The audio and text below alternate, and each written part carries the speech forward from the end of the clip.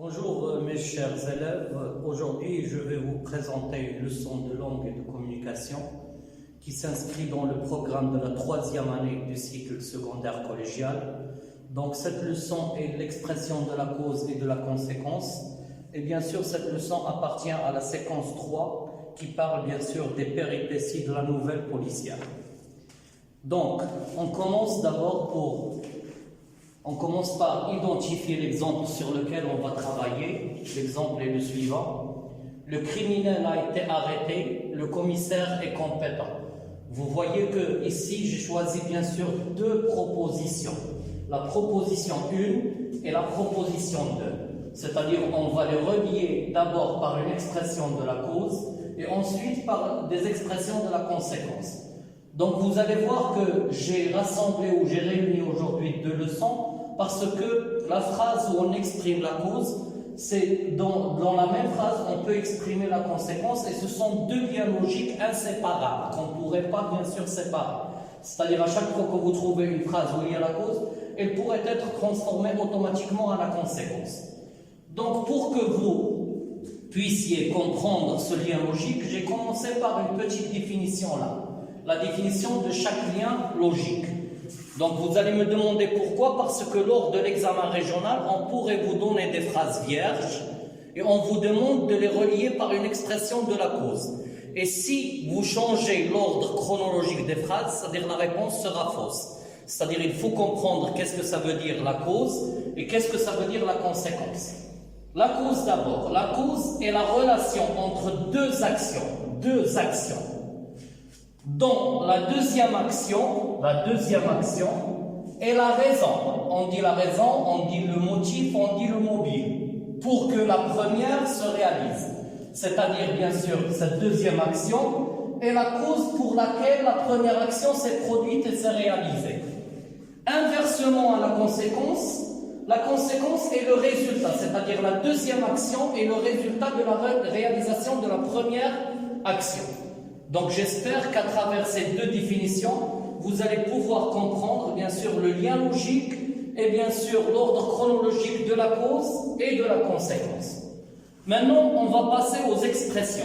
Et vous allez voir que j'ai commencé par les expressions les plus faciles, en passant bien sûr en arrivant aux expressions qui demandent quelques transformations. Je ne vais pas les appeler des expressions difficiles. Mais je vais dire bien sûr des expressions qui demandent certaines transformations qu'on va découvrir à travers bien sûr la leçon. Les premières expressions sont, regardez, parce que, car, puisque et du moment que. Donc l'exemple sur lequel on a travaillé, regardez bien sûr qu'il n'y a pas de changement au niveau des phrases. J'ai pris la première proposition, j'ai mis l'expression au milieu et j'ai mis bien sûr la deuxième proposition. Ce qui veut dire qu'avec ces expressions-là, il n'y a aucune transformation, il n'y a aucune suppression, il n'y a rien du tout. C'est-à-dire que vous prenez la première proposition, vous mettez l'expression et la deuxième proposition. Le criminel a été arrêté parce que le commissaire est compétent. Le criminel a été arrêté car le commissaire est compétent. Le criminel a été arrêté puisque le commissaire est compétent. Le criminel a été arrêté du moment que le commissaire est compétent. Vous voyez qu'on a utilisé des expressions qui ne demandent aucune transformation, aucun changement. C'est l'exemple A. Et je vais vous dire pour quelle raison j'ai commencé par les expressions les plus faciles. Parce que si on vous demande de relier une phrase par une expression de la cause et on vous donne le choix, utilisez ces expressions-là pour bien sûr gagner le point et pour encaisser le point bien sûr. Deuxièmement, l'exemple B. Vous allez voir que l'expression comme aussi c'est une expression de la cause et ça n'a rien à voir avec l'expression que nous avons vue lors de la leçon de la comparaison. Comme le commissaire est compétent, le criminel a été arrêté. Vous allez remarquer que j'ai mis l'expression comme au début de la phrase, parce que cette expression-là n'admet pas qu'elle soit bien sûr au milieu, il est toujours au début. C'est-à-dire bien sûr, regardez comme, j'ai commencé par la deuxième phrase du précédent exemple, et j'ai laissé le premier exemple, bien sûr, la première proposition à la fin de la phrase. c'est-à-dire ce compte dont on parle maintenant, l'expression de la cause, sa particularité, c'est qu'elle doit être au début de la phrase. C'est le criminel a été arrêté grâce à la compétence du commissaire. Donc ici, vous allez découvrir qu'il y a un petit changement. C'est-à-dire, lorsqu'on dit le criminel a été arrêté, c'est une bonne chose. Lorsqu'on dit le commissaire est compétent aussi, c'est une bonne chose. C'est-à-dire, vous voyez que le sens général de cette proposition, de cette phrase, est un sens positif, est un sens favorable, est un sens valorisant. C'est pourquoi on a utilisé cette expression grâce à. Mais la particularité, la spécificité de cette expression, c'est qu'elle doit être obligatoirement suivie d'un nom. Ici, qu'est-ce qu'on a transformé comme nom? On a transformé l'adjectif. Parfois, on transforme le verbe. Et parfois, on trouve le nom dans la phrase. Et on supprime le reste de la phrase. Donc ici, grâce à, c'est une cause positive. Et bien sûr, elle doit être suivie d'un nom. Si on parle d'une cause positive, c'est-à-dire automatiquement, il y a une cause négative, que j'ai ajoutée ici dans un autre exemple. Cause positive, c'est une bonne chose. Cause négative, c'est bien sûr une mauvaise chose, si on puisse dire. Le criminel a tué sa victime à cause de, pour une cause négative, à cause de l'argent. C'est-à-dire, il cherche de l'argent, il voulait voler de l'argent. On a supprimé tout le reste de la phrase et on a gardé le nom. C'est pourquoi on dit que ces deux expressions, grâce à et à cause de, doivent être obligatoirement suivies d'un nom. Et la différence entre ces deux expressions, c'est que grâce à pour une cause positive et à cause de pour une cause négative. Bien sûr, pour les gens qui cherchent d'autres expressions, j'ai mis cette petite remarque. Il existe d'autres expressions de la cause, c'est vrai. Il y a plein d'autres expressions, mais j'ai fait ma leçon, bien sûr, selon le cadre de référence. Qu'est-ce qu'on demande à nos élèves lors de l'examen régional?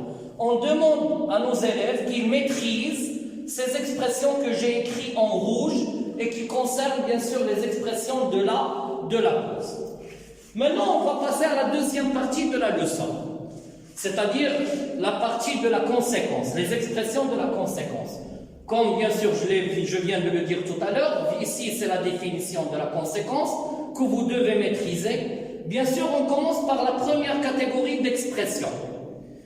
Le commissaire est compétent, alors, donc, c'est pourquoi, c'est pour cela, en conséquence, par conséquent, le criminel a été arrêté. Donc, si vous allez faire une petite remarque, ou si bien sûr vous allez bien voir, et c'est pourquoi j'ai mis les deux exemples au milieu du tableau, vous allez voir que j'ai travaillé sur le même exemple. Et bien sûr, qu'est-ce que j'ai fait? J'ai inversé la position ou la place des deux propositions. Bien sûr, ici, la principale de la cause devient subordonnée, et la principale de la conséquence devient subordonnée de la cause. C'est pourquoi j'ai fait ici, bien sûr, une flèche à double sens, ce qui veut dire qu'on peut passer de la conséquence à la cause, et de la conséquence de la cause à la conséquence. Tout simplement, il faut faire inverser la place des deux propositions. Et vous allez le remarquer, bien sûr, au milieu du tableau. L'exemple 2, ou bien sûr la deuxième catégorie d'expression, le commissaire est si tellement tant que, ici l'expression c'est une expression détachée, qui se comporte bien sûr, qui se compose de deux éléments, ce qui veut dire qu'on doit mettre quelque chose au milieu. Qu'est-ce qu'on va mettre au milieu de ces trois expressions? Si que, tellement que, tant que, on doit mettre un adjectif. On cherche l'adjectif dans la phrase, dans la principale, je mets bien sûr l'expression et je continue ma phrase d'une manière normale. Le commissaire est si compétent que le criminel a été arrêté.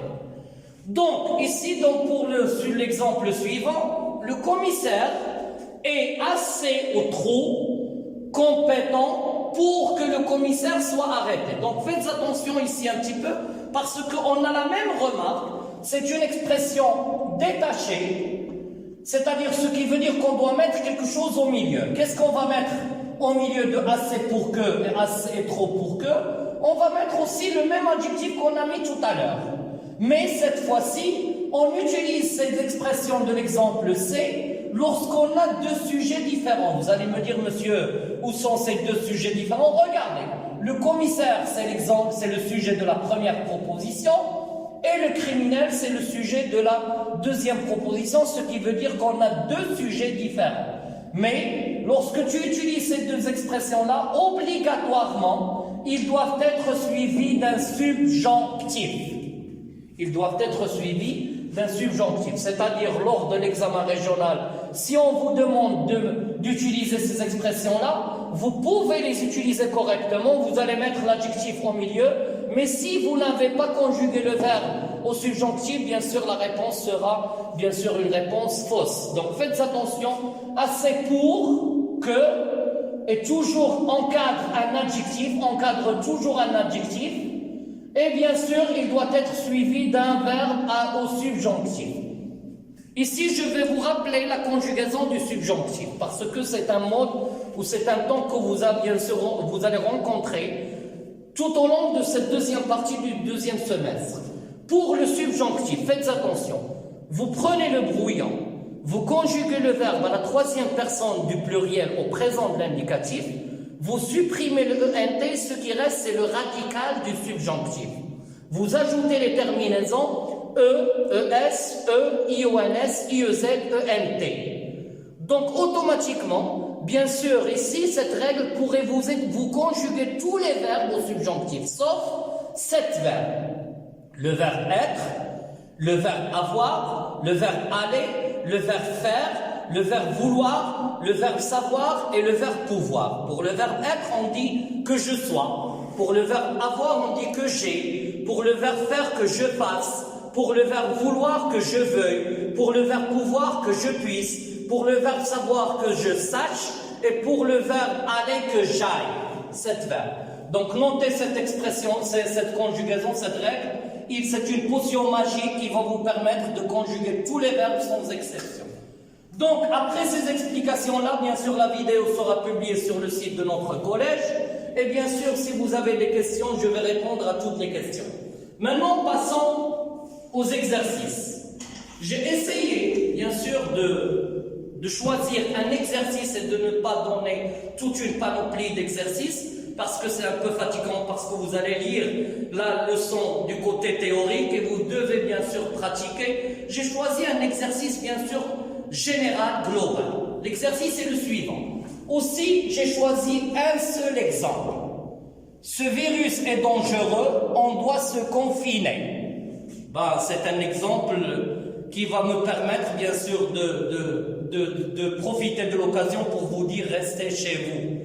Restez chez vous, bien sûr, parce qu'on est dans un état un petit peu particulier. Reliez les deux propositions par les expressions proposées. Ce virus est dangereux, on doit se confiner. Vous allez relier d'abord et vous allez chercher est-ce que c'est l'ordre de la cause ou non.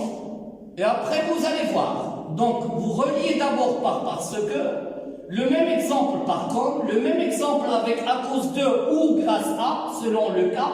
S'il s'agit bien sûr d'une cause favorable, c'est grâce à. S'il s'agit d'une cause défavorable, c'est à cause de. Donc c'est à vous de voir.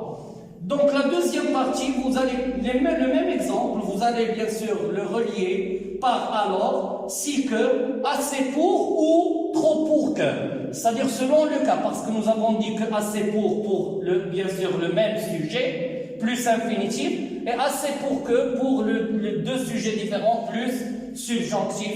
Et je vous remercie infiniment.